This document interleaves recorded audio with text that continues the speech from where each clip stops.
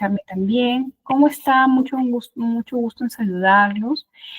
Bueno, ha hecho una pequeña presentación el coordinador, pero voy a aprovechar un minuto de la clase para poder ampliar un poquito mi presentación. Mi nombre es Anobi Yu, soy la docente a cargo del curso y estoy complacido de poder encontrarme con ustedes una vez más.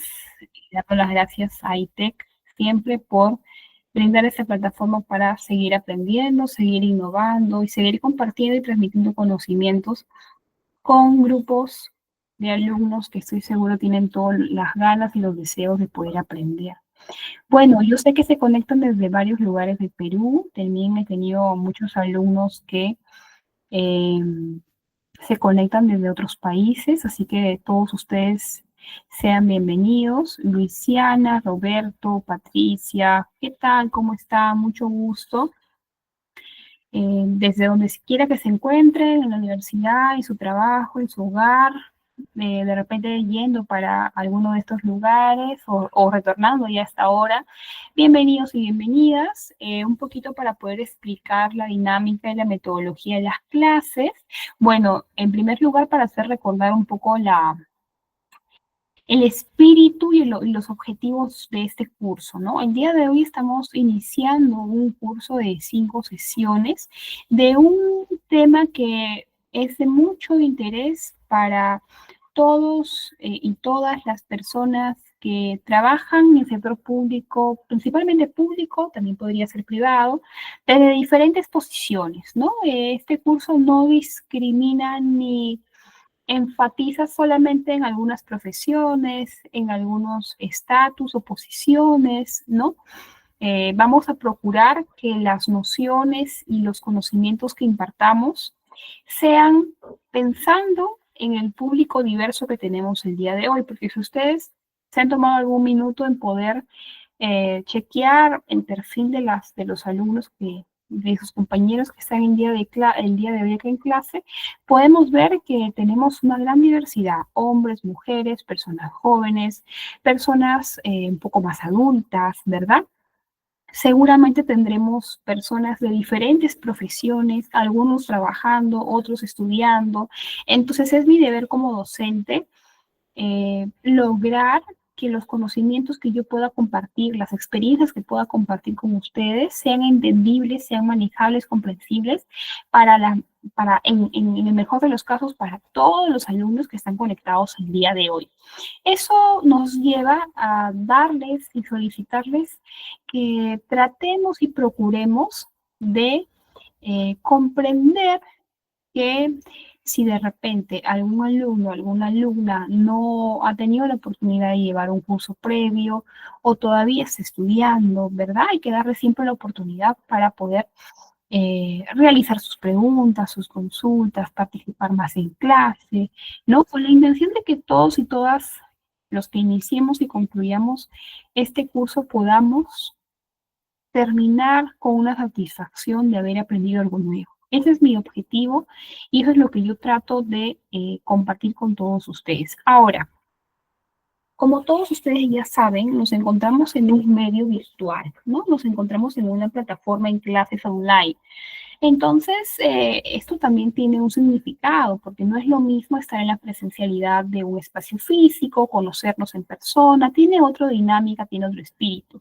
Entonces, yo no sé si todos ustedes están todo el tiempo conectados o están haciendo otra actividad, ¿verdad? Justificable, seguramente que sí, pero hay que procurar guardar el respeto para sus demás compañeros. Tengamos mucho cuidado con el audio, que a veces inconscientemente por ahí tocamos algún espacio en nuestra pantalla, en nuestra laptop, se activa el audio y eso puede generar interrupciones no deseadas que pueden de repente cortar la hilación a un compañero o en mi caso perder la concentración. Entonces procuremos que guardar ese espacio la hora y media de las clases y enfocarnos, salvo, pues, por supuesto, algunas otras actividades o situaciones de emergencia que siempre se pueden presentar. Ustedes en la parte de inferior central de su pantalla van a poder ver diferentes iconos.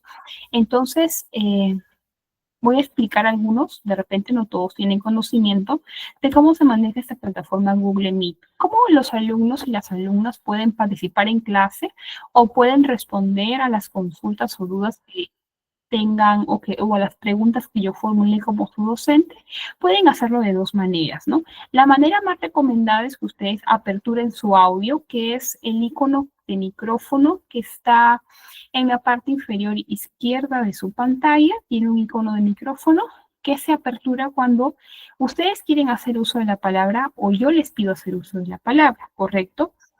Pero si por algún motivo o circunstancia no pueden hacer uso del micrófono, tenemos el segundo canal de comunicación, que es el inbox, ¿no? O también conocido como el mensaje de la llamada. En la parte inferior derecha van a poder ver un icono de una suerte de una cajita, ¿no? Que dice chatear con todos. Entonces, si por algún motivo quieren hacer una consulta y no pueden o no desean aperturar el micrófono, también pueden hacerlo a través de los mensajes, ¿no? Y me aparecen de forma instantánea, yo le doy lectura y respondo en el caso que corresponda hacerlo, ¿ok? Es importante que siempre procuremos brindar una retroalimentación de lo que se está recibiendo. Esa es mi recomendación, ¿verdad? También tenemos algunos iconos que ustedes pueden encontrar justo en el medio, en la parte inferior media de su pantalla van a poder encontrar una carita feliz.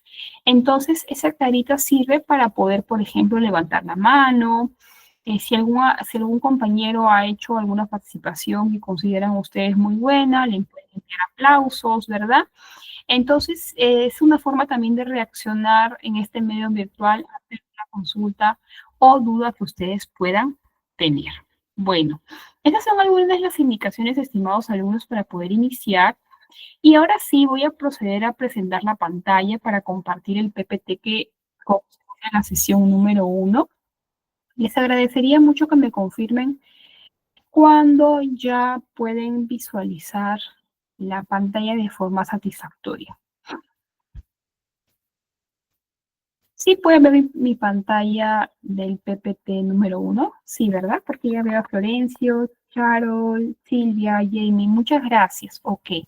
Entonces, todos y todas ustedes han decidido inscribirse a este curso porque les ha generado un interés, ¿verdad? Ahora, ese interés, ¿por qué ha sido motivado? ¿De dónde nació? ¿Cómo así requieren digamos, tomaron la iniciativa de poder formarse, mejorar, pulirse en un tema tan pero tan importante como la redacción de documentos administrativos?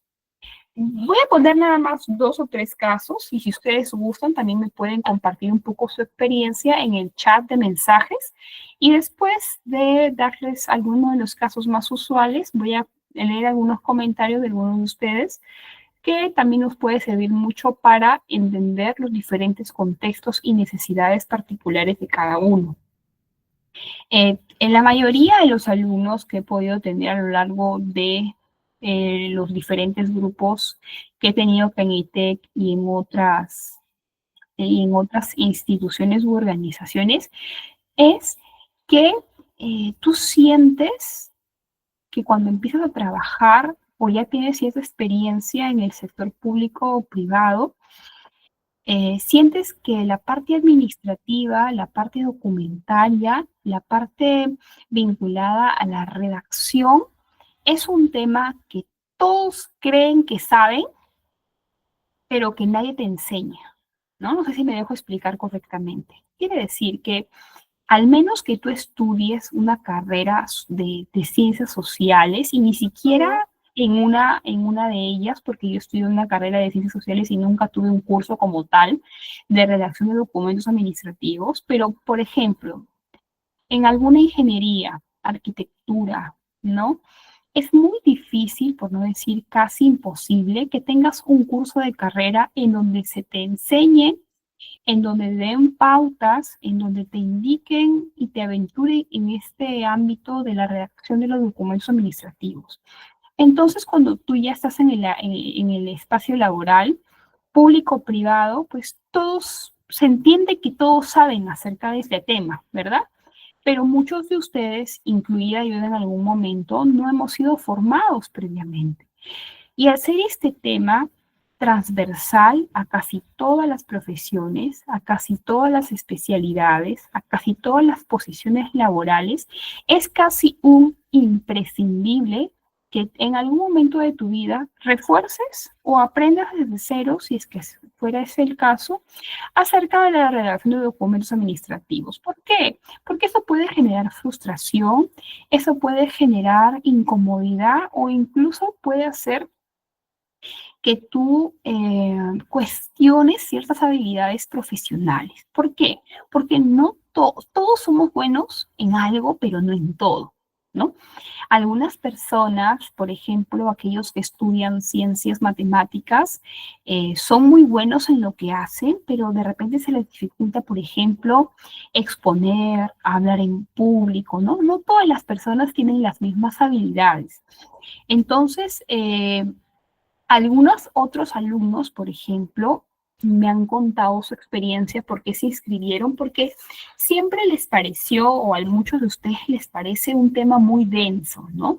Es decir, que a muchos de los estudiantes no les quita el sueño o no es un área de mucho interés la etapa o la necesidad administrativa o los procesos administrativos que documentos administrativos que tienen relación con su trabajo, ¿no? Lo sienten como la labor más pesada, la labor menos interesante, ¿no? Quizá porque eh, no han sentido ese gusto o esa experiencia positiva o esa retroalimentación que enriquece tus funciones independientemente de la posición que elaboras y de ahí puede partir un poco la desidia, el desinterés, etcétera, ¿no?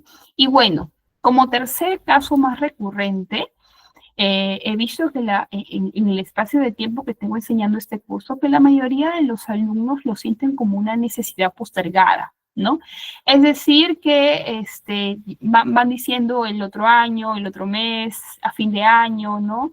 Me inscribo a un curso como para ver este tema, ¿no? Y a veces lo posponen porque siempre hay cosas más importantes, siempre hay especializaciones de tu, o digamos, cursos de tu especialidad en la que tú siempre has querido formarte, pero en realidad mi opinión y un poco mi parecer respecto a este tema es que, si bien es cierto, es importante que en algún momento de tu vida profesional puedas llevar un curso como la redacción de los documentos administrativos, pero también esa es una parte minoritaria en todo este proceso, porque en realidad la mayor expertise se adquiere con la experiencia, se adquiere con la práctica, se adquiere con el error, con el acierto y con el error, se adquiere también por la retroalimentación de otros compañeros o en otros espacios laborales que puedan compartir contigo tus experiencias, ¿no? A lo que quiero llegar, estimados alumnos, es que no solamente o no únicamente un curso teórico en este tema por sí solo va a pulir, mejorar o brindarte las herramientas necesarias para mejorar tu redacción en los documentos administrativos. No funciona así. Si tú lo interiorizas, pero lo llevas a la práctica, entonces sí va a funcionar. Pero si tú no lo interiorizas, lo dejas pasar el tiempo, muy probablemente ese curso va a pasar por ti, pero tú no vas a pasar por él. Entonces, a lo que yo voy como recomendación es que podamos aprender las herramientas necesarias, podamos recordar algunos aspectos generales, más detallados, pero tratemos de ponerlo en práctica para que realmente sea eficiente y productivo esta excelente decisión de poder aprender más sobre este tema. Ok. Entonces, ¿cuáles son los objetivos de la clase? Bueno, primero, solamente voy a tomar unos segundos para poder explicar que este curso tiene 5 sesiones, ¿no? Cada sesión consta de 1 hora y media, de 8 a 9:30, los lunes, miércoles y los viernes, ¿ok? Entonces, la primera sesión, que es la sesión del día de hoy, vamos a empezar como parte introductoria, como de manera general, a poder ver aspectos preliminares que son muy importantes que podamos recordar para que en la clase siguiente, que es la clase del día miércoles a las 8 de la noche, ya podamos tener la base que nos permita poder revisar, porque la metodología que vamos a tener es la siguiente. Vamos a revisar 2 tipos de documentos administrativos, clase por clase, ¿no? Pero eso a partir de la clase que viene. Esta clase la vamos a tomar para poder repasar conceptos generales, ¿no? Poder revisar normas generales, poder de una manera bastante preliminar compartir nociones, compartir experiencias, y ya cuando tengamos eso bastante estudiado, creo que estaremos listos para poder entrar a la parte más específica e individual que va a venir a partir del día miércoles, ¿ok? ¿Algún alumno que desee leer los objetivos de la clase de hoy, que levante su mano para darle el uso de la palabra, por favor? Joel, por favor, te escuchamos. Sí, buenas noches, profesora. Bueno, lo leo. Objetivos. Conocer los principales alcances de la Ley del Procedimiento Administrativo General. Identificar los principios, características, clasificación y estructura de los documentos administrativos. 3. Conocer y aplicar las técnicas para la correcta redacción de documentos administrativos, teniendo en consideración las principales reglas ortográficas. Gracias, Joel. Muchas gracias por tu aporte. Bueno, ya lo dijo Joel, ya hizo la lectura de los objetivos de la clase de hoy. Básicamente, en grandes rasgos, es lo que vamos a ver en la sesión hasta las 9:30 de la noche. ¿Ok? Entonces, me dirán, profesora, ¿y por qué es importante, antes de empezar a estudiar los documentos administrativos de manera más específica, revisar los alcances de la Ley del Procedimiento Administrativo General? Bien, esa pregunta tiene una respuesta muy clara, que me gustaría que interioricemos todos en la clase del día de hoy. Cuando nosotros hablamos de los documentos administrativos, hay algunos conceptos, partiendo, por ejemplo, desde qué es un documento administrativo, pero algunos otros un poco anteriores que nos van a permitir llegar a entender qué sujetos participan en los documentos administrativos, qué es un procedimiento administrativo, qué es un acto administrativo. Entonces, cuando hemos interiorizado ya esos conceptos, vamos a poder entender, vamos a poder darle un significado, vamos a poder ya no necesitar, digamos, de tener un concepto ya preestablecido, sino nosotros mismos poder decirlo con nuestras propias palabras, con nuestros propios términos, ¿no? Y luego ya estar más familiarizados cuando veamos cada documento administrativo, porque no vamos a ver todo, vamos a ver los más importantes para tener un mejor sentido, una mejor explicación. ¿Ok? Entonces, en nuestro país, para los alumnos que he estado leyendo sus comentarios, algunos no son del Perú, ¿ok? La ley que vamos a conversar el día de hoy es una ley de aplicación en el territorio peruano. Sin embargo, en los países de Latinoamérica, Colombia, Venezuela, Ecuador, que son los países donde los alumnos más se conectan en estas clases, cada país tiene una norma parecida, pero no exactamente igual. Pero de todas maneras creo que les va a servir mucho para entender porque los conceptos son los mismos, ¿correcto? Entonces, cuando nosotros conversamos, hablamos de documentos administrativos, lo primero que tenemos que hacer es revisar los alcances de la Ley del Procedimiento Administrativo General. Esta Ley del Procedimiento Administrativo General nos da, que es una ley con su reglamento bastante extensa, nos da conceptos que nos permiten entender un poco mejor a qué qué hacemos referencia cuando hablamos de documentos administrativos. ¿Ok? Entonces, primera cosa que necesitamos saber, de que en un procedimiento administrativo participan dos partes. ¿Cuáles son esas dos partes? El administrado, por ejemplo, Humberto, ¿no? Humberto es un ciudadano de la ciudad de Trujillo, ¿no? O mejor, démosle un cargo, ¿no? Humberto es el presidente del complejo de urbanización Santa Teresa de Trujillo, ¿no? Él tiene un cargo dirigencial, él ostenta un cargo de elección pública en su comunidad. Entonces, él vendría a ser en este ejemplo un administrado, ¿no? Normalmente el administrado es aquel solicitante, ¿no? Es aquel que no siempre, pero muchas veces da inicio al proceso administrativo porque hace uso de su derecho, ¿no? Del derecho que le asiste de poder iniciar un procedimiento cualquiera que éste sea, ¿correcto? Entonces, el administrado, en este caso Humberto, que ejerce un cargo dirigencial, pero que también podría ser un ciudadano de a pie, también podría ser una empresa privada, ¿no? También podría ser, no lo sé, podría ser una persona que ejerza otro cargo. Independientemente de eso, estamos haciendo el ejemplo que sería el administrado. Pero así como existe un administrado sobre el cual se van a decidir derechos, se van a decidir obligaciones, ¿no? También tenemos la otra contraparte, ¿no? Que es la autoridad administrativa. La autoridad administrativa siempre va a ser alguien que regenta u ostenta una facultad o muchas facultades para poder decidir sobre aquello que tú solicitas, ¿no? Esta autoridad administrativa puede ser desde un gerente de obras hasta una alcaldesa, un alcalde, ¿no? Un gerente regional, ¿no? Dependiendo, tendríamos ahí que evaluar específicamente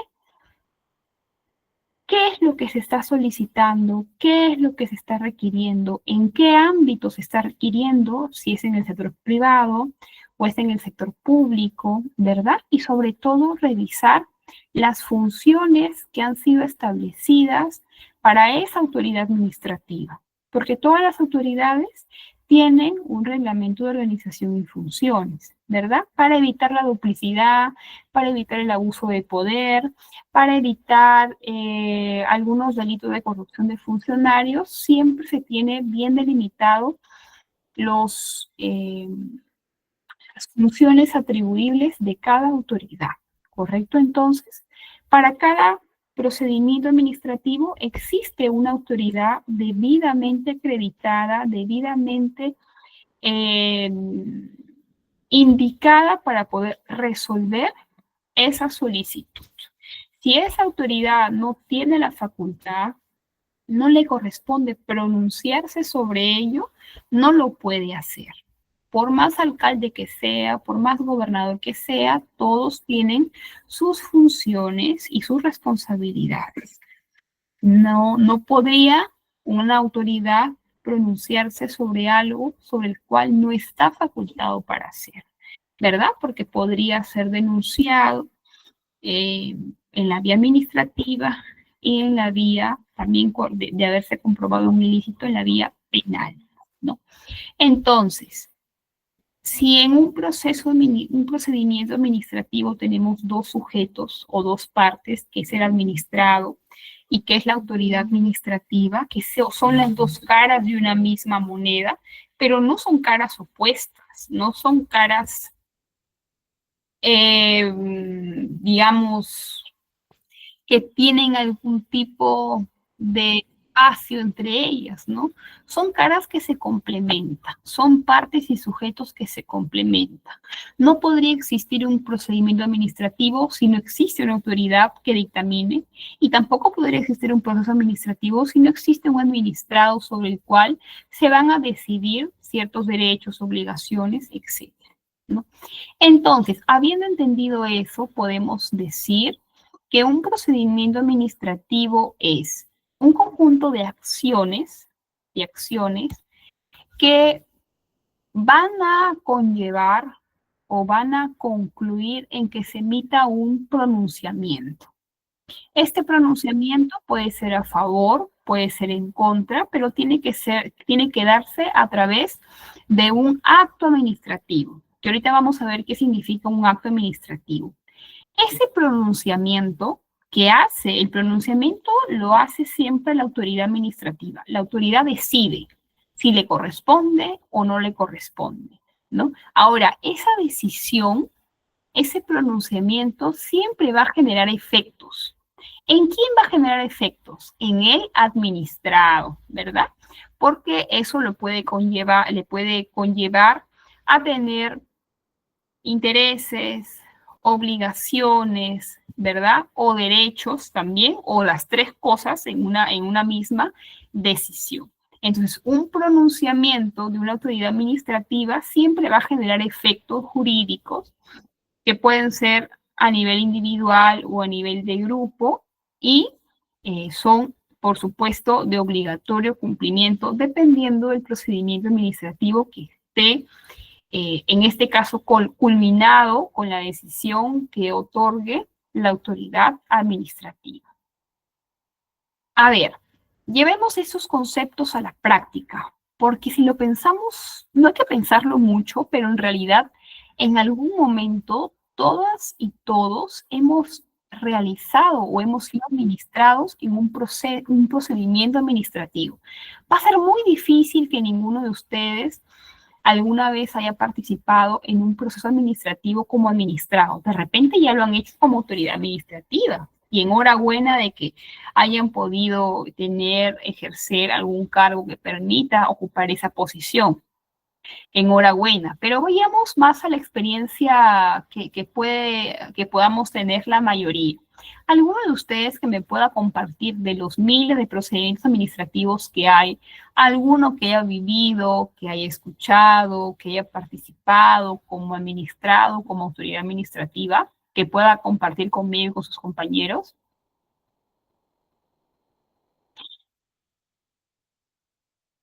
¿Alguno?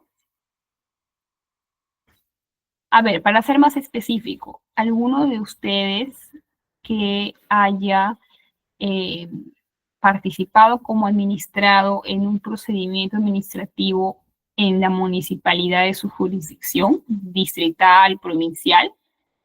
¿Alguno?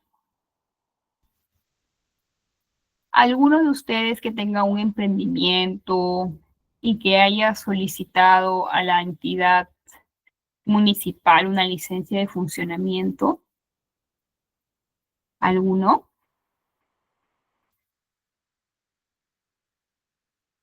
A ver, vamos a llevarlo a la práctica, ¿ok, chicos? De repente no estoy siendo del todo clara y quizá con el ejemplo se puede entender mejor.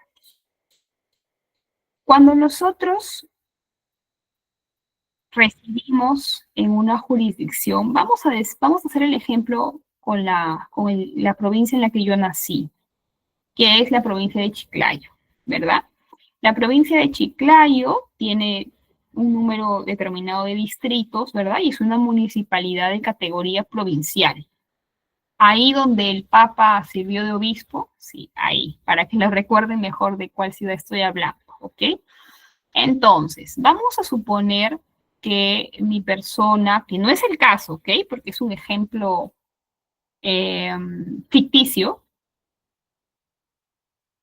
va a inaugurar o instalar un restaurante en algún lugar de Chiclayo, ¿ok? Entonces, para que yo pueda aperturar un establecimiento comercial, cualquiera que este sea, desde una tienda de accesorios, una tienda de ropa, un restaurante, cualquier establecimiento comercial que genere rentabilidad, que genere ganancias para el propietario que realice algún servicio público, requiere una licencia de funcionamiento de la entidad. ¿Por qué es importante que las empresas o que los negocios cuenten con una licencia de funcionamiento? ¿Por qué creen ustedes que es importante que los negocios cuenten con una licencia de funcionamiento? ¿Qué te exige una licencia de funcionamiento? Hay condiciones que tú debes cumplir como empresario para poder sustentar que eres merecedor de que tu negocio o que tu negocio cumple con ciertas condiciones. ¿Qué opinan ustedes, chicos? ¿Nadie? ¿Ninguna experiencia? A ver, por ejemplo, ¿qué pasa si yo quiero aperturar un restaurante, pero ese restaurante no tiene salidas de emergencia, no tiene un espacio adecuado para la cocina, es un espacio que no tiene las condiciones? Flora, Hola, sí, buenas noches. te escuchamos. Bueno, sí, yo he tenido la experiencia en poder hacer la solicitud para lo que es una licencia de funcionamiento para oficinas administrativas. ¿Puedes comentarnos un poco que, por ejemplo, pagaste algún derecho, alguna tasa, armaste un expediente, emitieron una resolución, fue a favor, fue en contra? Sí, pagué una tasa. La licencia de funcionamiento tenía vigencia de 1 año. Bueno, es lo que me sugirió la municipalidad de poderlo sacar porque había también la opción de sacarlo para 4 años, pero me dijeron que no era lo más dable poder hacerlo de esa forma, sino solamente de 1 año. Después de ello, pagué la tasa, presenté los documentos que me solicitaron, que debía ser el contrato de arrendamiento del local. Aparte de ello, hay una documentación, unos formularios que ya tenía la municipalidad para poderlos rellenar, para tener la descripción de qué tipo de negocio es, qué rubro se manejaba, la descripción del edificio, la edificación, cuántos metros cuadrados tenía, cuántos ambientes hay, si contaba con salidas de emergencia, señalizaciones antisísmicas, extintores, también lo que es la alarma contra incendios, dónde está ubicada la luz. Después de ello también me solicitaron lo que es el permiso de defensa civil. Eso es lo que más, lo que me acuerdo específicamente. Vinieron después de ello a poder hacer una inspección de que todo lo que yo haya declarado en el formulario que he puesto concuerde con lo que está también dentro de las oficinas administrativas, ¿no? Excelente, Flora, muchísimas gracias. Has resumido perfectamente la experiencia que iba a decir y me alegra que haya provenido de una estudiante, porque sí, ¿no? El ejemplo que acaba de dar Flora es uno de los tantos que nos pueden llevar, digamos, a una experiencia más real de lo que significa iniciar un procedimiento administrativo. En ese momento, Flora fue una administrada que recurrió ante una autoridad administrativa para iniciar un procedimiento administrativo. Ahora, ese procedimiento tuvo una serie de pasos, ¿verdad? Una serie de requisitos, exigió el pago de un derecho, de una tasa, ¿no? Y se realizaron diversas diligencias. ¿Cuáles, por ejemplo, lo que acaba de describir su compañera, fue una diligencia? La inspección técnica fue una diligencia, ¿verdad? El presentar todos los requisitos establecidos por la normativa de la municipalidad también fue una diligencia que estuvo en su momento a cargo de Flora, ¿no? Y que fue, digamos, algo que ella pudo decidir si presentarlo o no. Era una obligación hacerlo. Si Flora hubiera abierto, hubiera aperturado digamos, el espacio de oficinas administrativas sin contar con la licencia de funcionamiento en regla, podría haber sido acreedora no solamente a multas económicas, sino también a cierre de locales, a inicio de procedimientos administrativos, incluso muchas personas que operan sin licencia de funcionamiento, que son clausurados y lo aperturan sin haber cumplido con levantar las observaciones o haber pagado la multa, son denunciados por el delito de desobediencia a la autoridad, ¿no?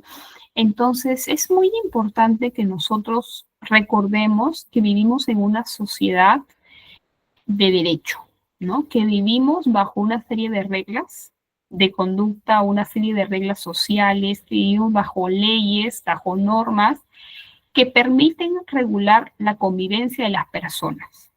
Si esas leyes y esas normas no existieran, la sociedad fuera caótica, desordenada, imposible e incompatible con la vida y con la convivencia. Por eso es muy importante que cumplamos como ciudadanos si queremos obtener un derecho, porque Flora, al final, cuando la municipalidad se pronunció sobre su solicitud a través de un acto administrativo, le otorgaron un derecho. ¿Cuál fue ese derecho?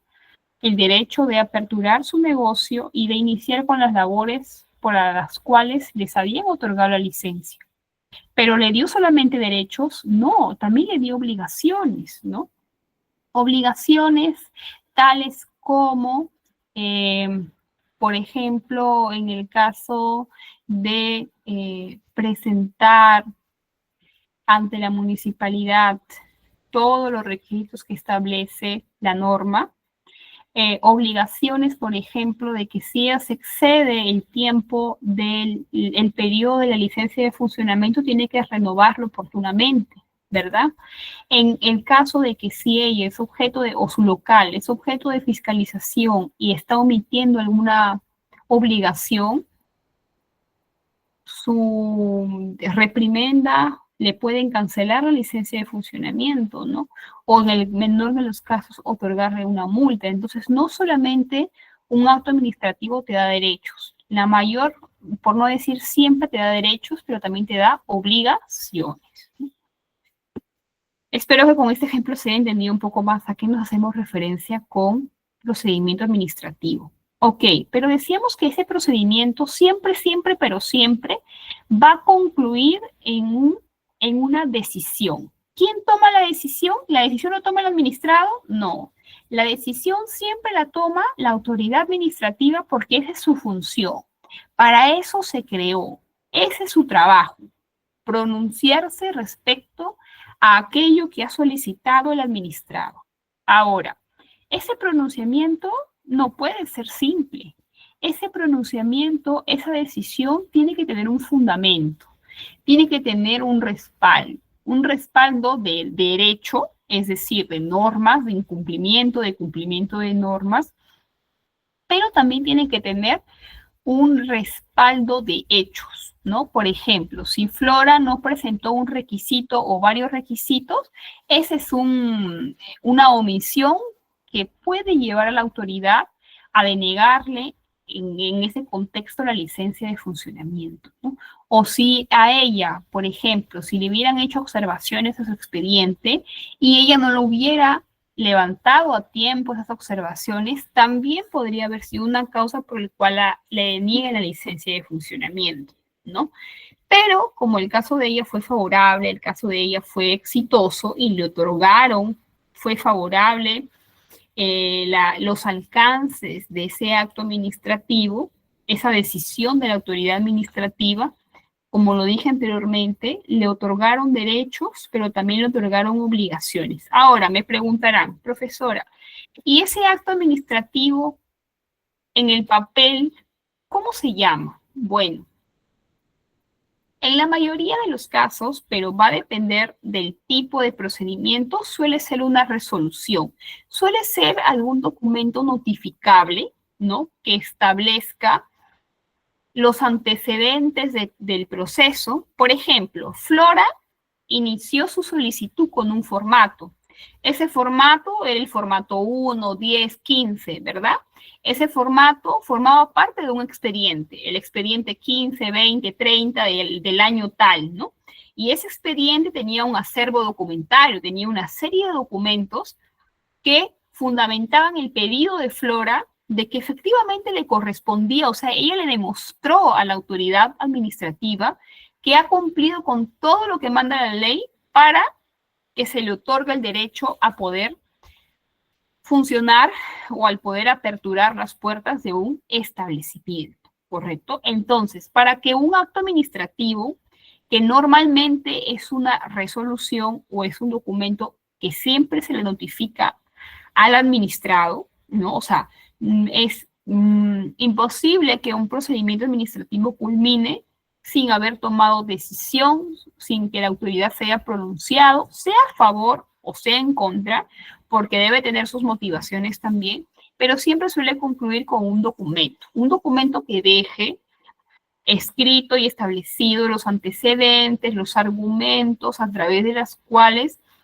se fundamente la decisión, sea esta favorable o sea adversa, ¿correcto? Entonces, este acto administrativo, esta decisión, este documento tiene varios criterios que nos van a permitir decir a nosotros o interpretar si es válido o es inválido. Por ejemplo, si se pronunció o firmó la resolución una autoridad que no es competente para pronunciarse sobre un procedimiento, ¿ese acto es válido o es inválido?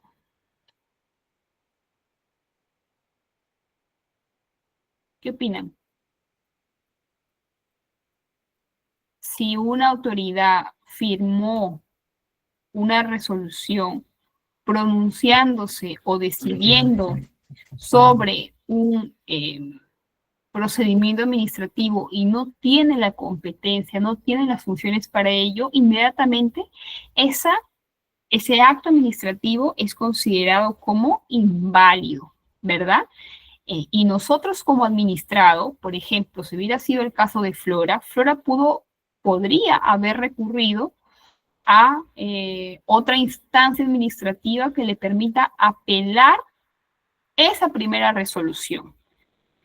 Ella habrá expuesto sus razones, ¿no? Habrá, por ejemplo, pedido el reglamento de organización y funciones de la entidad y demostrar que ese funcionario con tal cargo, ¿no? Ejerció abuso de autoridad y suscribió una resolución decidiendo sobre algo que no le compete, que no está habilitado para poder decidir. Eso anula los efectos de una resolución. Claro que eso lo tiene que decidir la parte o la instancia a la cual acudimos para que se revise ese documento, ¿correcto? No lo decidimos nosotros, claro está, ¿no? Tenemos nuestra posición, pero tenemos que agotar la vía administrativa para poder hacer valer nuestro derecho en el caso de que haya sido vulnerado, ¿ok? Ahora, ¿en qué otra situación los actos administrativos pueden ser considerados inválidos? En el caso de que estén mal motivados, ¿no?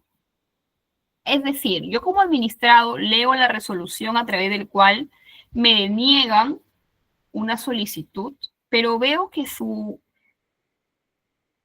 parte motivacional, su parte expositiva, perdón, son 2 párrafos, ¿no? Que no se siguió todo las diligencias necesarias, ¿no? Que se saltaron los plazos, ¿no?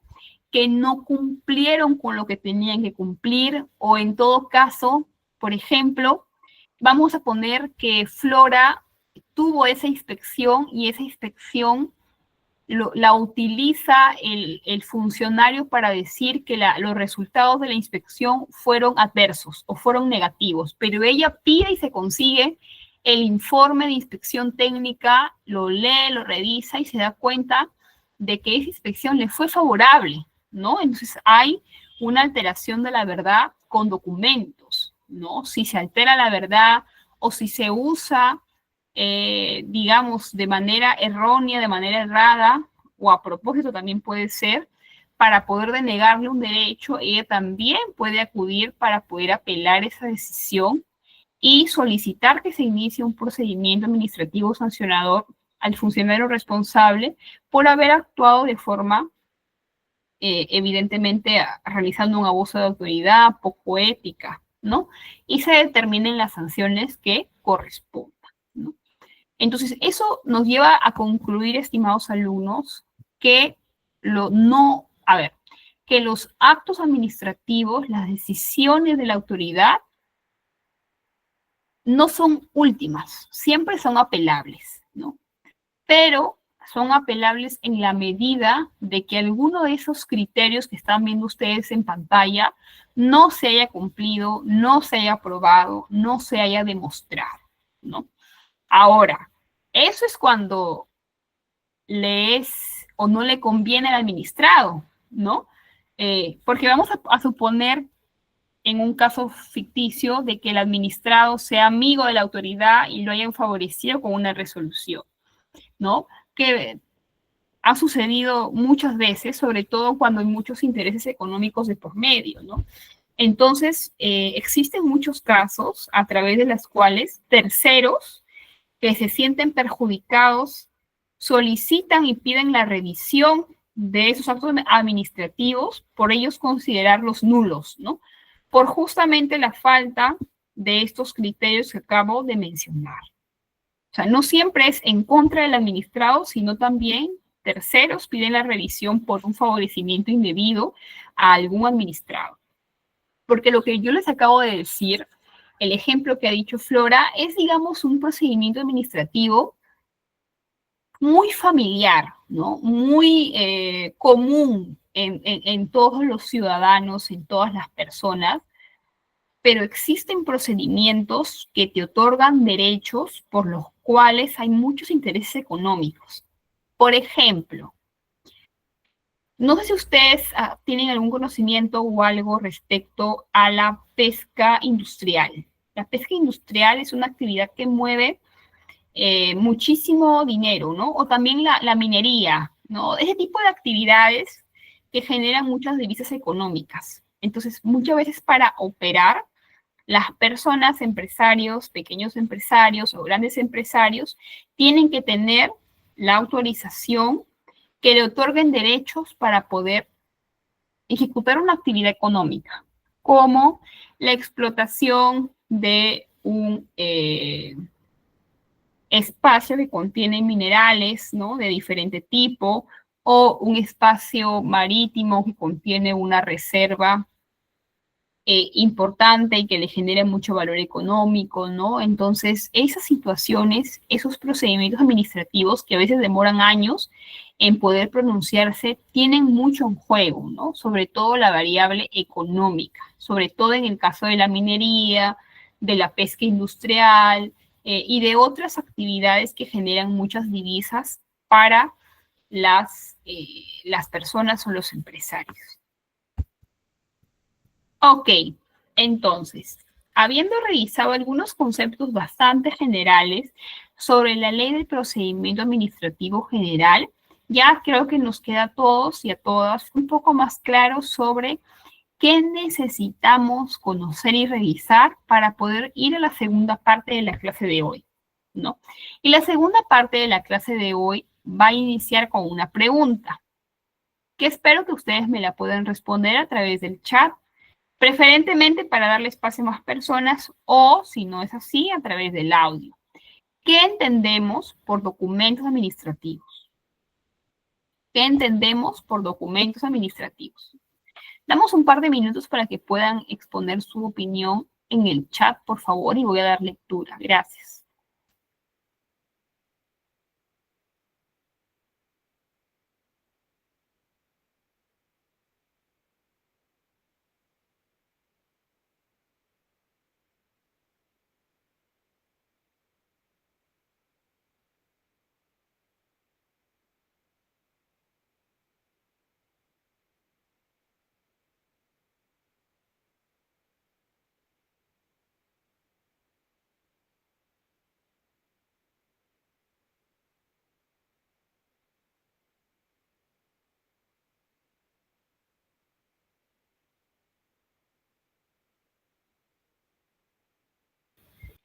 Vamos a leer sus mensajes o en todo caso voy a llamar a uno de ustedes para que pueda realizar sus comentarios. A ver.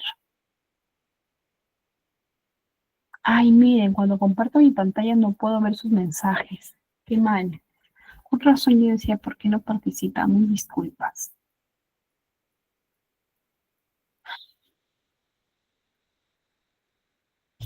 A ver, dice Roberto Dextre, resolución. Da un ejemplo de un documento administrativo. Joel Barahona, no sé, discúlpame cómo se pronuncia tu apellido, dice, conjunto de reglas, normas y procedimientos ejecutados por alguna autoridad administrativa. Muy bien. ¿Algún otro comentario?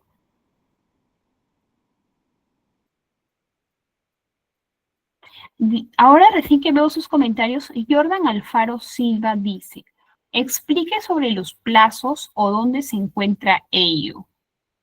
Entiendo que te refieres al ejemplo que estaba dando sobre la licencia de funcionamiento y cuando empecé a decir sobre la validez o invalidez de los documentos administrativos y que decía, que daba el ejemplo de que algunos de ellos podrían ser objetables por el tema del incumplimiento de plazos, ¿ok? Voy a tomar un minuto.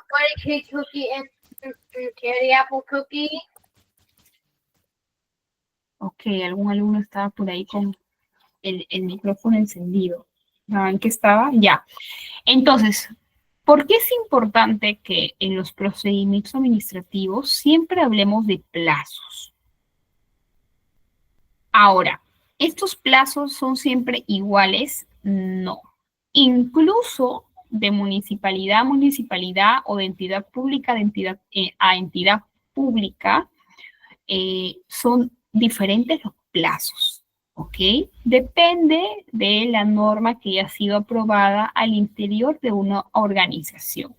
Este es un problema, porque sí es un problema, que ha sido abordado por el Estado en una temática o en un ítem que se llama simplificación administrativa y modernización de la gestión pública. En el caso de las entidades públicas, ¿por qué?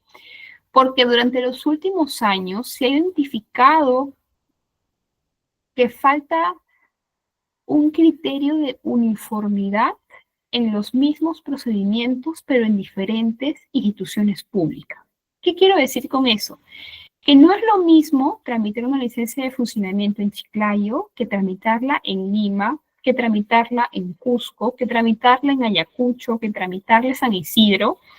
Es diferente porque las tasas son diferentes, los requisitos son diferentes, los plazos son diferentes, ¿no? Y eso es un problema porque no me permite a mí decirte específicamente de qué plazos, ¿verdad? Porque cada entidad tiene un criterio propio.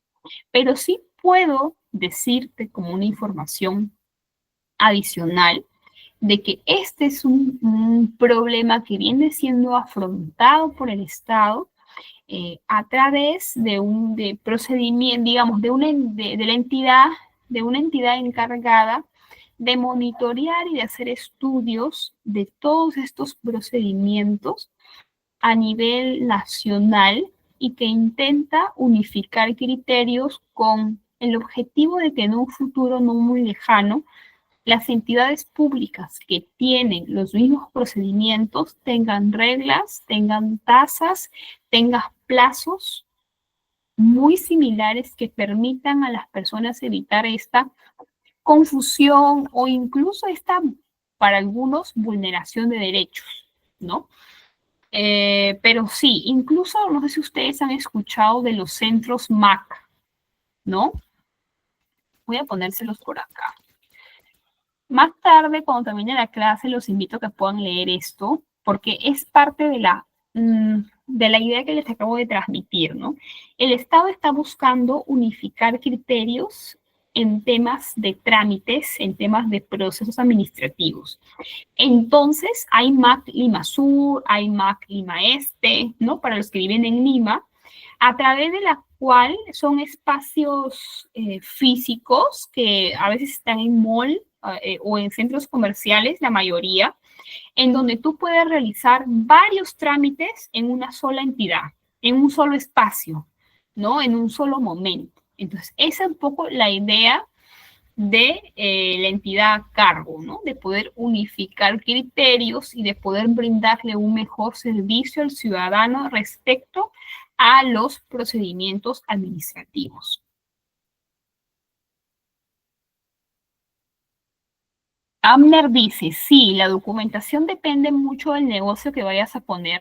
Así es. No es lo mismo solicitar una licencia de funcionamiento para una tienda de ropa que para un restaurante, que para un bar, ¿no? Que para unas oficinas administrativas, porque cada giro del negocio o cada tipo de negocio tiene unas especificaciones bastante detalladas respecto a criterios como defensa civil, inspecciones técnicas, etcétera, ¿no? Entonces, no puedo responder exactamente porque para cada tipo de negocio hay un criterio. Ahora, ¿qué es lo que pasa mucho? Que hay muchos negocios que no respetan el giro del negocio para el cual se le otorgó la licencia de funcionamiento. Por ejemplo, hay muchos restaurantes que son restaurantes de día y que son bares de noche, pero solamente tienen licencia de funcionamiento para un giro del negocio, ¿no? Y cuando te dan una licencia de funcionamiento, también establecen horarios, ¿no? Entonces, por ejemplo, los bares aperturados hasta las 2, 3 de la mañana con música muy alta no tienen aislantes de sonido, pueden molestar a los vecinos, incluso en muchos de estos lugares pues pueden generarse grescas que pueden incitar a la violencia, ¿verdad? Entonces, definitivamente un bar requiere condiciones diferentes a las de un restaurante para poder operar. Pero muchas personas que se creen pues vivas, que se pueden subir en la norma, realizan este cambio del giro negocio amparándose en una licencia que no es exacta, ¿no? Y eso también les ha generado a muchos multas, procesos administrativos, etcétera.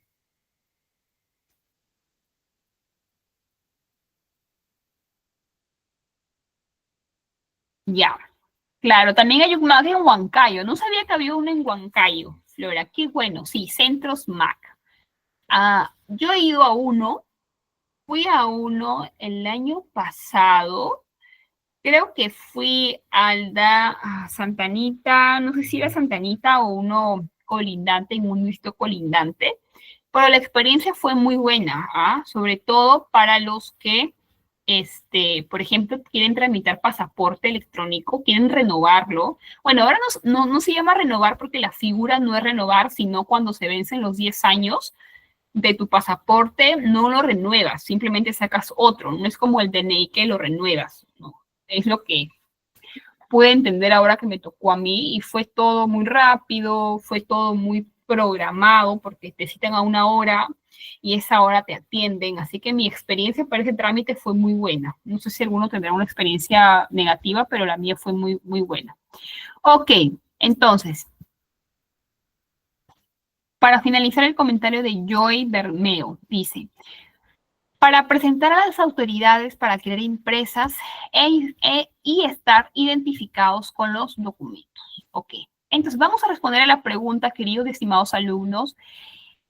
¿Qué pregunta tan simple y tan compleja, no? ¿No creen ustedes eso? Yo sí creo. Lo he hecho muchas veces, pero siempre me pongo en el lado de los alumnos, e incluso para mí como docente, me parece una pregunta que se puede responder de muchas maneras, ¿no? Por ejemplo, como algunos de ustedes lo han hecho con ejemplos, ¿no? Cuando nos hablan de documentos administrativos, para muchos de nosotros, lo primero que se nos viene a la mente son los diferentes tipos de documentos administrativos que existen. De repente se nos vienen más a la mente aquellos que nos generan un poquito más de dificultad o de repente aquellos que hacemos más en nuestro día a día, ¿no? Dependiendo de las funciones que realizamos, pero también para otros alumnos, ¿no? Su mente o su opinión puede estar dirigida hacia otro aspecto, ¿no? A su utilidad. ¿Por qué son importantes? ¿No? ¿Por qué los documentos administrativos ocupan una posición tan importante en todos los estructurales, independientemente de la posición que sea? ¿Por qué? ¿No? Y eso se responde con el siguiente slide que voy a pasar, ¿qué es el tema del registro? A ver, ejemplifiquémoslo de una manera que sea entendible para todos. Yo sé que muchos de ustedes trabajan en el sector público, pero también quiero los que trabajan en el sector privado, ¿ok? Todas aquellas acciones que realizamos en nuestro haber, en nuestro día a día laboral, en nuestra jornada típica laboral, debe tener un registro, ¿verdad? Por ejemplo, vamos desde lo más simple y lo más complejo, ¿no?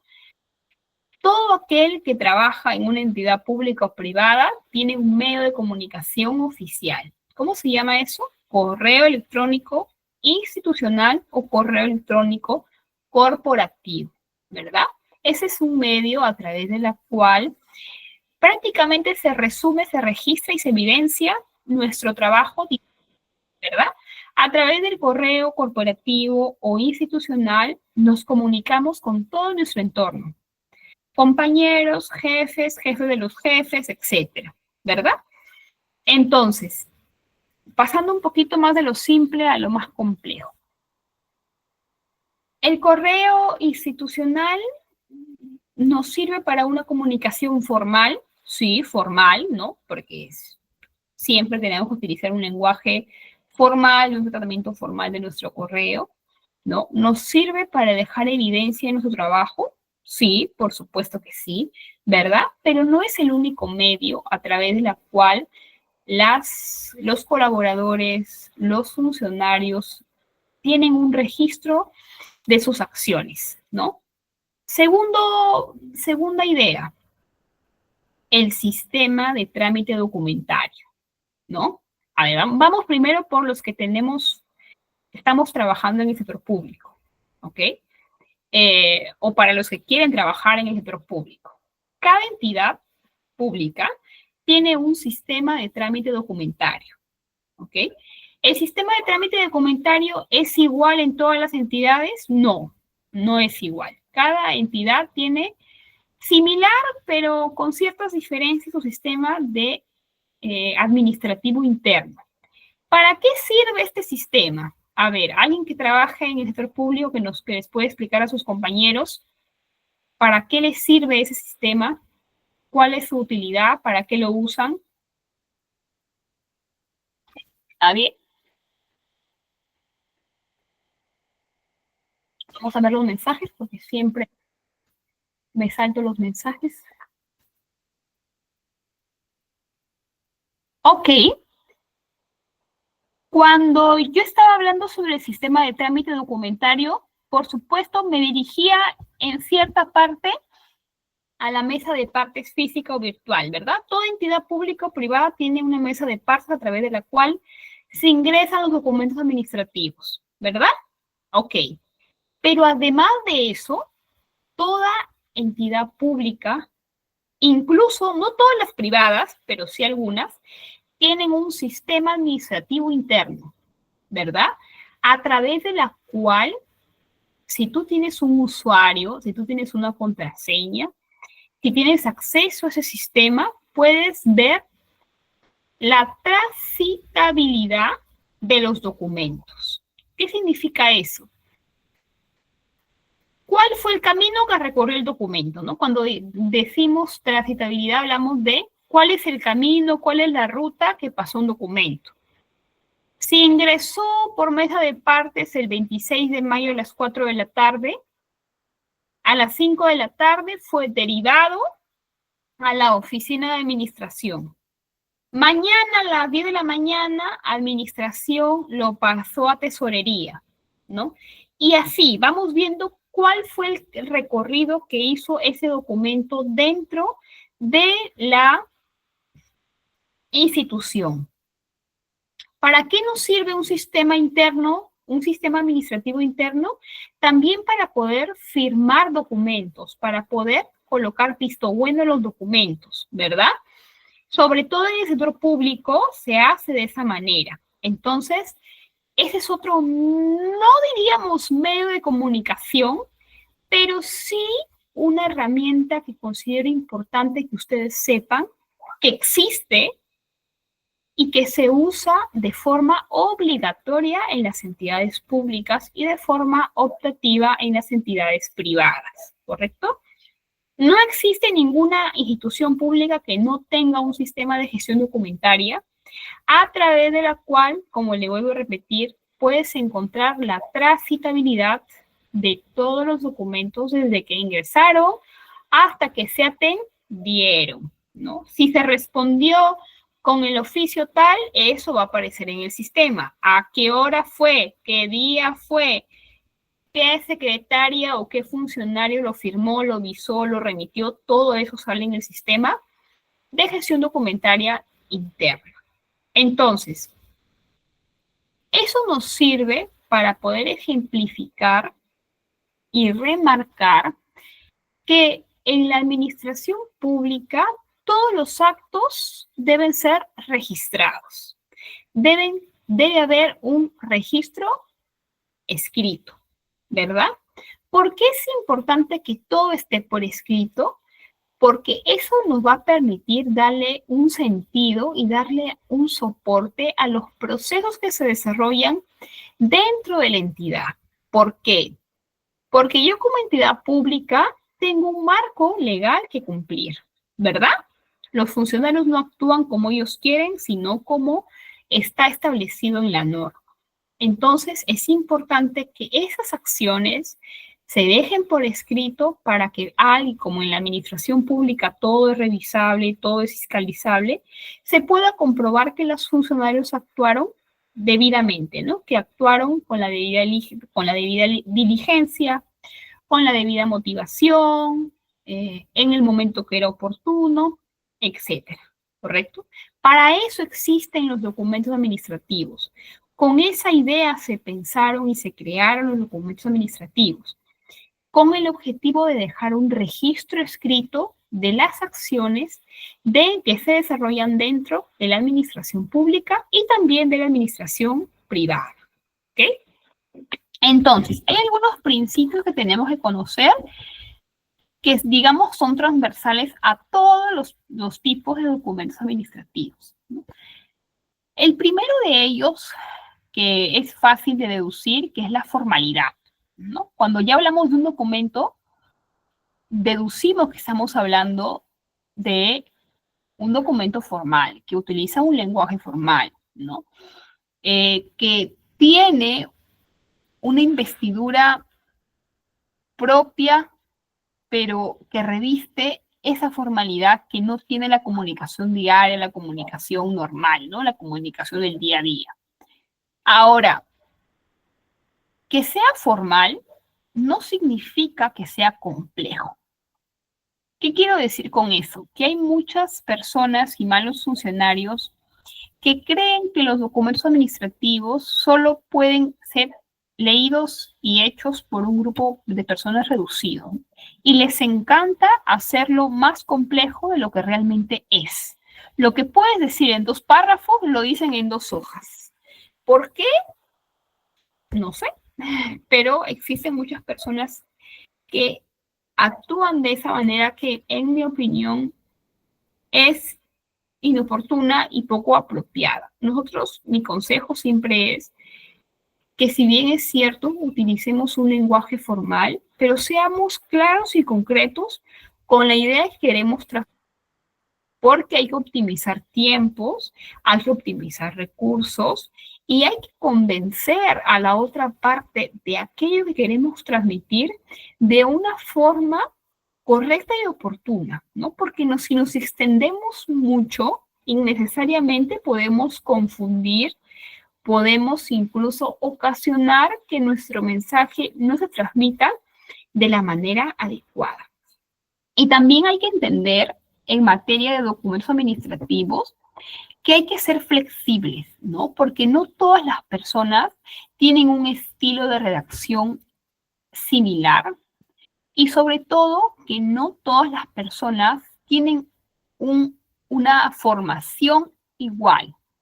Los ingenieros no redactan igual que los sociólogos no redactan igual que los arquitectos no redactan igual que un ciudadano de a pie, ¿verdad? Entonces, cada uno es siempre influenciado en su manera de redactar por su formación profesional, por su idiosincrasia, por su cultura, por muchos factores que van a hacer que no todas las personas tengan un estilo igual de redacción. Y no podemos creer que nuestro estilo es el mejor y el único, ¿verdad? Porque eso sería, pues, egoísta de nuestra parte. Sino tenemos que tener la mente con la apertura necesaria para poder entender y comprender que todas las personas tienen un estilo de redacción distinta, una formación distinta, etcétera, ¿no? ¿Hasta acá todo claro? ¿Tienen alguna pregunta?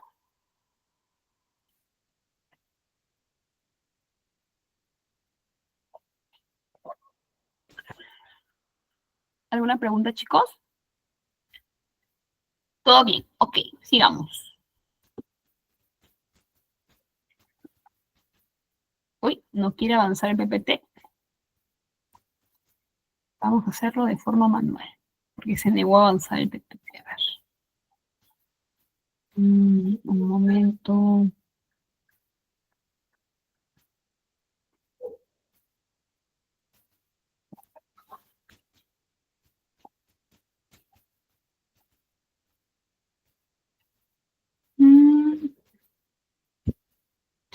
Ok, ya.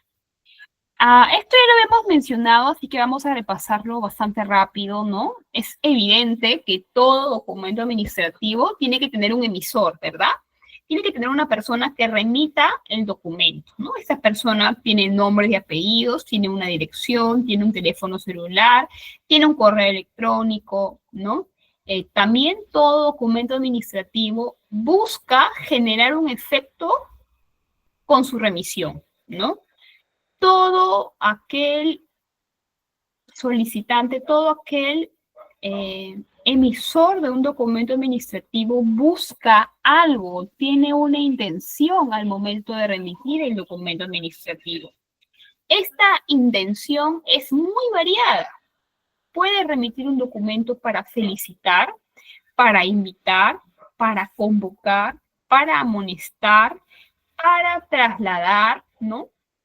Siempre usando un verbo, pero las intenciones son muy diversas y dependiendo del tipo de documento administrativo es que podemos inferir esa intención, ¿no? Y también los documentos administrativos, ¿no? Que ya hemos repasado un poco cuáles son los criterios de validez.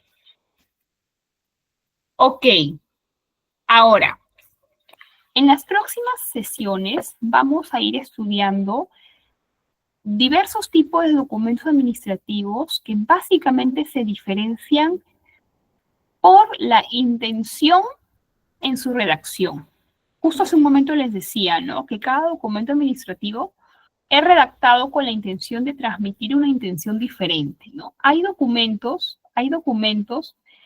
que trasladan la voluntad o la decisión de la autoridad administrativa, ¿no? Esos documentos son también conocidos como documentos administrativos de juicio, ¿no? Por ejemplo, una resolución. Por ejemplo, un dictamen, ¿no? Una resolución ministerial, ¿no? Cuando, por ejemplo, designan a una funcionaria, ¿no? Designan a un ministro. ¿A través de qué documento administrativo de juicio designan a un ministro? ¿Quién sabe cómo se llama?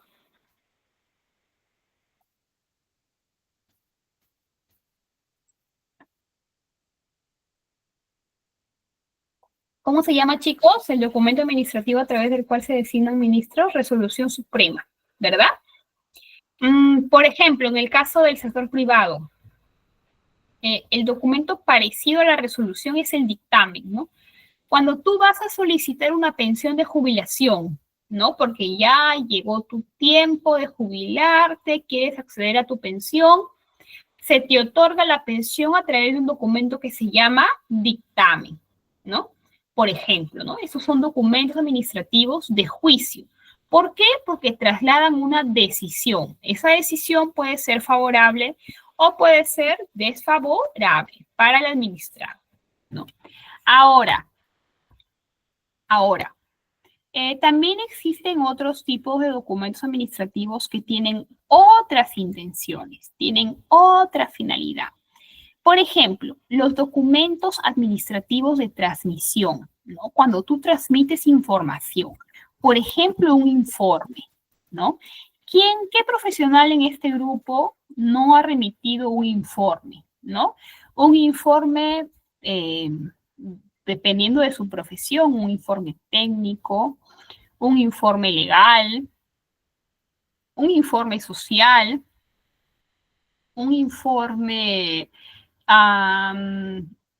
de diverso tipo. Existen muchos tipos de informes, pero ¿para qué utilizamos los informes? Utilizamos los informes siempre para transmitir una información, ¿no? Una información detallada, información clasificada, una información organizada, una información que reviste un tipo de especialidad y que nace con la intención de poder colocar en conocimiento de algo a otra persona, a tu jefe, al jefe de tu jefe, ¿no? Normalmente los informes se hacen o se remiten a funcionarios que tienen mayor posición jerárquica que tú.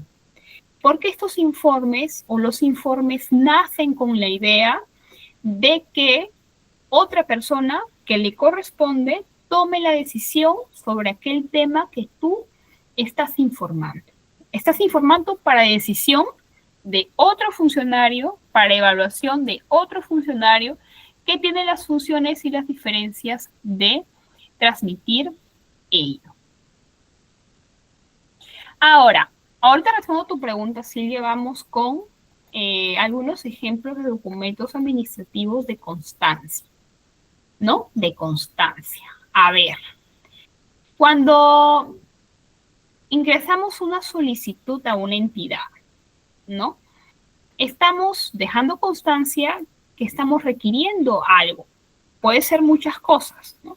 Por ejemplo, cuando pedimos una constancia de estudios, una constancia de trabajo, cuando levantamos un acta, ¿no? Un acta para aquellos que trabajamos con comunidades, aquellos que trabajamos con personas, ¿no? Siempre dejamos constancia de algo que sucedió a través de un acta de acuerdos, un acta de compromisos, un acta de campo, un acta de reunión, etcétera, etcétera, ¿no?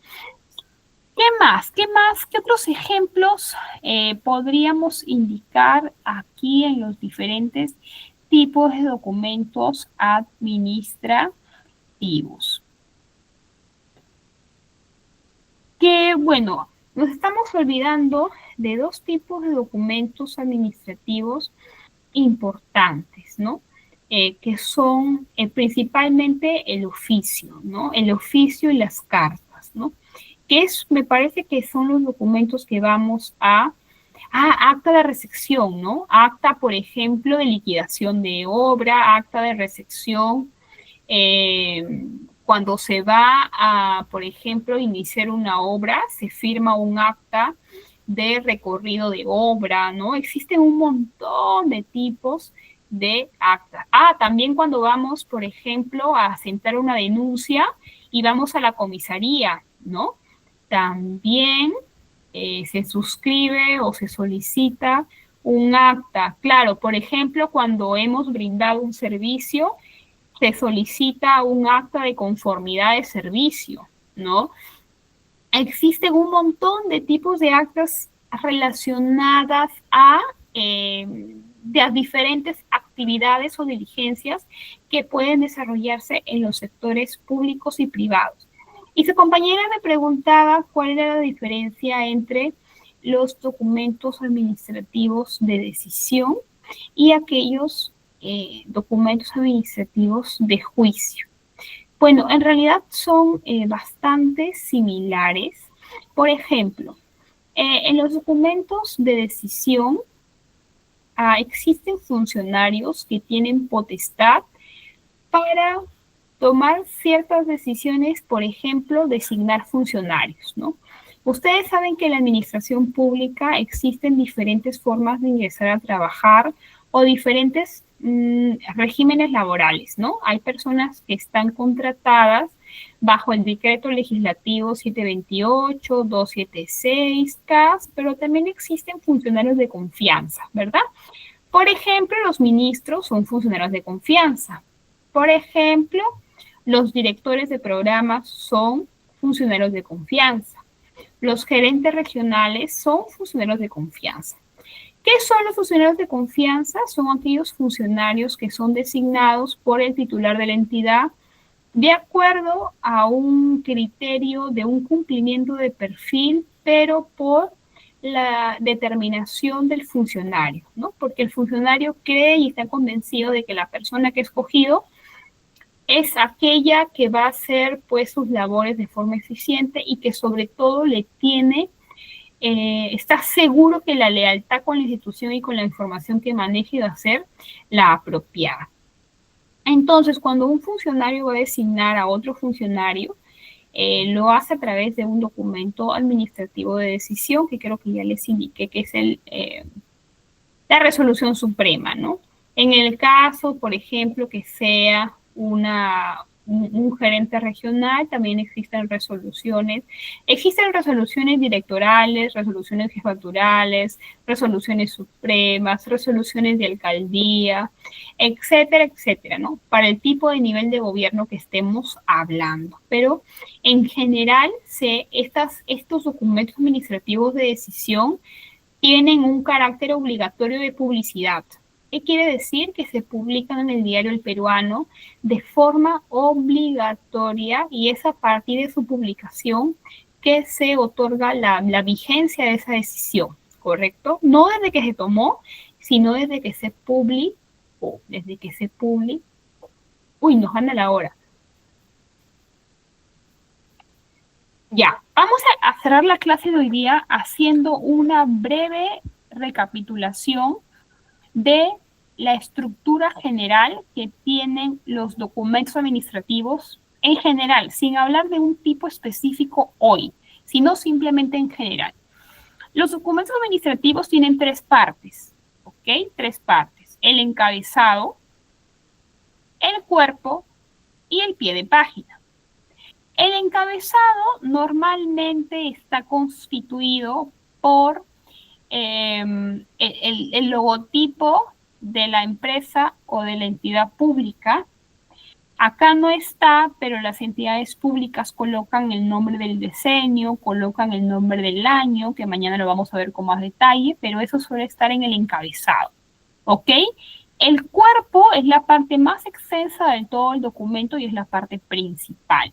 ¿Por qué es la parte principal? Porque va a contener diferentes elementos. Por ejemplo, el tipo de documento y el número del documento, ¿no? Los datos del receptor, ¿no? Los datos del destinatario, sus nombres, su cargo, la entidad en la que trabaja, su dirección, el asunto, ¿no? El asunto que es de manera breve y resumida lo que se quiere comunicar, la intención que se tiene al remitir el documento y evidentemente también el detalle de lo que estoy transmitiendo, ¿no? El mismo que se organiza por párrafos de manera ordenada, de manera concreta, ¿no? Que al culminar de leerla nos va a revelar todos los detalles imprescindibles de aquello que queremos transmitir. Ahora, en el caso de las empresas privadas, no todas las empresas tienen logos y tienen o están preocupados por el aspecto de forma, ¿no? Suelen ser bastante sencillos y bastante simples con todo eso, y ya vamos a ver mañana que en el caso de las entidades públicas no es así, ¿no? La forma cuenta tanto como el fondo, y existen criterios obligatorios que tenemos que seguir en el caso se redacten documentos en la administración pública, porque existen, como todo, normas y reglas que tenemos que continuar, ¿no? lo que ya conocemos ahora como la firma, la posfirma, la firma electrónica, la firma física, ¿no? Que también lo vamos a ver con más detalle el día de mañana. Y evidentemente la dirección en el caso del pie de página de este tipo de documento de la empresa privada, tiene un pie de página pues particular, ¿no? Con la página web de la empresa, su dirección, etcétera. Pero ya vamos a ver mañana que en el caso del Estado no es así, ¿no? Normalmente los pies de página de los documentos del sector público tienen los logos institucionales, tienen las páginas institucionales en links, ¿no? Tienen QRs, lo vamos a ver con más detalle el día de mañana y cómo, digamos, eso tiene una funcionalidad para todos aquellos que elaboramos en el sector público. Bueno, de mi parte, estimados y estimadas, espero que haya sido una clase productiva, interesante, que hayamos aprendido algo nuevo. También espero que me haya dejado entender y que haya logrado transmitir los objetivos que tenía para la clase de hoy día. Conmigo serás el día miércoles a las 8 de la noche por este mismo link y los estaré esperando entonces. Gracias y que tengan un buen día mañana.